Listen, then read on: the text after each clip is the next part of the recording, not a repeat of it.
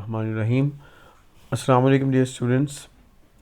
I'm Irfan Hussain, and I'm here with a new lecture of our course of English literature, history of English literature, and today we will have introduction to the great Geoffrey Chaucer, who was born in 1350 and was died in 1400.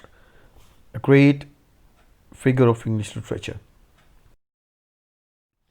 First, we will talk about his life. That, as I just told you, that he was born in 1340 in London, the Wintry Council, and some of the critics say, or historians say, that he was born in 1339. So there may be a little conflict in it. In 1357, he was taken as page to the Countess of Ulster, and in 59 he was taken captive while on a military expedition to France. In 1360 he was released on ransom and returned to England. In 1366 he married Philippa Rote, a lady in waiting to the Queen.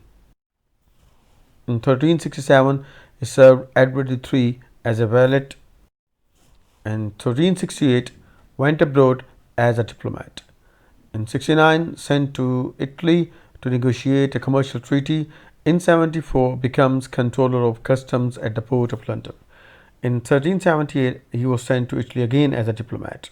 These were his visits to Italy that in his later life, rather during that period, these visits affected on his literary works. In 1386 he was pensioned by Henry IV. Rather, Henry IV increased his pension, so he became better in his financial matters.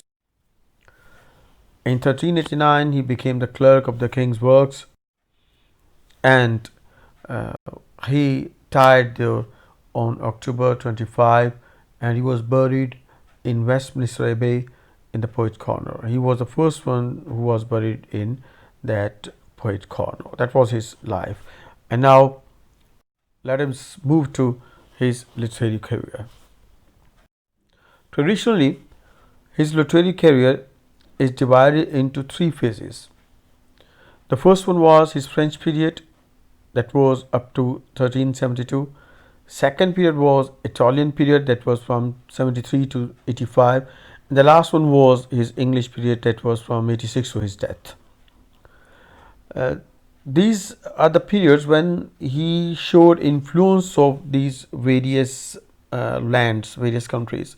In French period, he translated French works. In Italian, he was influenced by the Italian works, and in English, he was not influenced by any English writer, because there was no great writers of English in his history, but he took his theme, his setting to England. That we will discuss in this video. In French period, he was inspired of the French romances, fables and satires, and of the great writers, great poets of the time of France.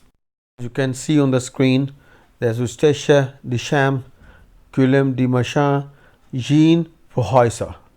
I'll try to pronounce it in according to French.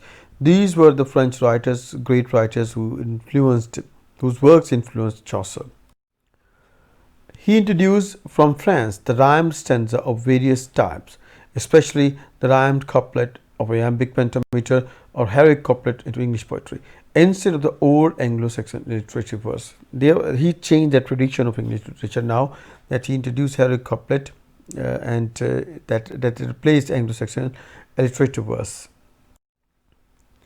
His first work was his translation of a great French romance, that was Le Roman de la Rose, that is the French pronunciation, that was written, rather completed by Jean Renaud. That was the poem that was translated by Shakespeare into English, the part of the poem actually, the Romance of the Roses, with the name of Romance of the Roses. It is an Allegorical poem begun around the year 1230 by French poet Guillaume de Lorry and completed some 50 years later by another poet, Jean Renaud. On one level, the poem is description of a dream in which a lover enters a walled garden and attempts to pluck a rose with the help of symbolic figures such as reason and fair welcome. This is actually a dream allegory, as I told you in the previous lecture that was a time when dream allegories were fashion, and Chaucer wrote 4 dream allegories. 2 remained incomplete and 2 were completed by him. As I told you that romance de la Rose was romance de la Rose was translated as Romance of the Roses by Chaucer. The next great book is the book of the Duchess, that is an elegy. As you know that elegy is a kind of poem that is written on death of someone. It is called Marsiya in Urdu. It was on the death of Blanche, the wife of Chaucer's patron John of Gaunt, written in the form and manner of contemporary French poets and with considerable borrowing from them. He used English there. He wrote English. Definitely, he wrote in English language.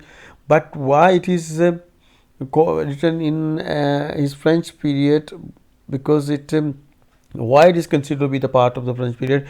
Because it was written in the manners of the French writers, and also he took great extras from great French writings. Then came his Italian period, that was from 1373 to 1385, and here he was very much inspired of Dante, Boccaccio and Petrarch, the great writers of the time. And what he wrote there, he wrote The House of Fame, Parliament of Fowls, The Legend of Good Women, and Troilus and Cresside. Let us have an introduction one by one to these works. The House of Fame. In the House of Fame, the poet is carried by an eagle to the House of Fame, where he is to hear important tidings of love. The poem breaks off just as these tidings are about to be announced, but the ostensible purpose of the poem could hardly have been as rewarding as a comic characterization of the learned, vivacious, and somewhat pedantic eagle. So that was again a dream allegory, where he was in his dream he was taken to the House of Fame. The Legend of Good Women has a remarkably fresh and original prologue, telling how Chaucer came to write a set of accounts of women who, whatever their other failings, were faithful in love even unto death.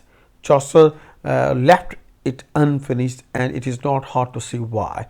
It calls for too much repetition of what is essentially the same story, and the poet admits at one point that he is fed up with writing about these melancholy jilted females.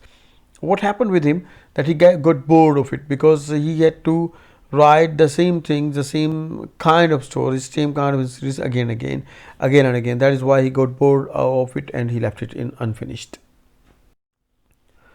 The Parliament Falls, one of the great works of Chaucer, and it is said that he was inspired by a poem, Mantiqut Tair, that was written by a great Iranian poet, Fariduddin Attar.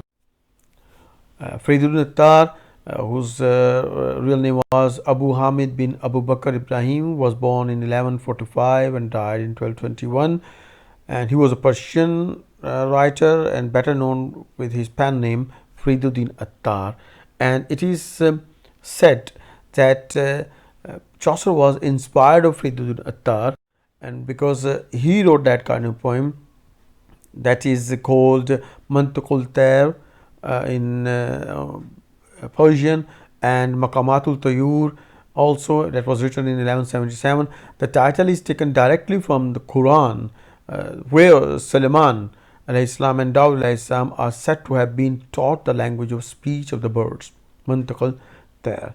It was a kind of poem that was really influential throughout literature of world. Even in present literature we can get that kind of examples. His great work was Troilus and Cresside.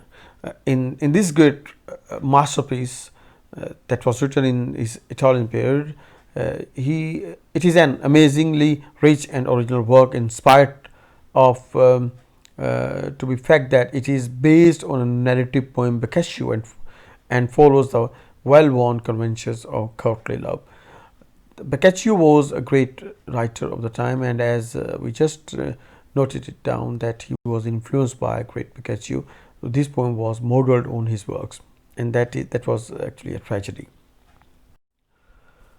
Then came his English period, that was from 1386 to 1400, and here it is not English period because he had a kind of influence of English writers.